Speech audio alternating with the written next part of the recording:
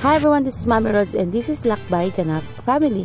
And for today, andito kami sa Duty Free Pure Gold sa may Clark, Pampanga. Isinama kami ni Daddy dahil may site visit siya. May toys dito.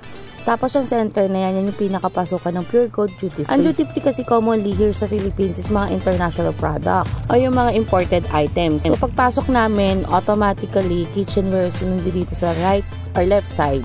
Yung mga items dito may discounts and yung iba wala. Regular price lang. Check nyo muna yung conversion ng dollar nila sa peso.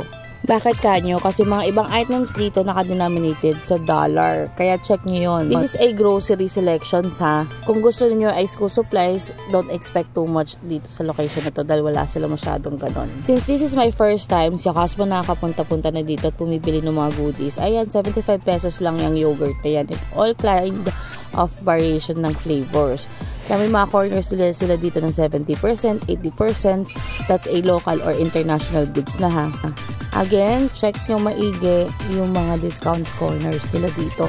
Maraming alak din dito at saka chocolates. May corner side sila dito na yung mga items is medyo may konting sira or cracks. Ito yon. Kung gusto mo makadiskwento, check mo yon. Kung tolerable naman sa yung mga damage ng konti, go mo na rin. Again, iba-iba ang discounts nila dito sa Duty Free Pure Gold Clark, Pampanga. Kaya kung mapapapunta kayo sa Clark, Pampanga, might as well check yun itong location na to. May mga towels and sabon panglinis ng CR, katawan. So, nasa $1. Nung pumunta kami kasi nito, 55 pesos ang rate nila. Again, do not forget to share this post and share it to your friends. Bye!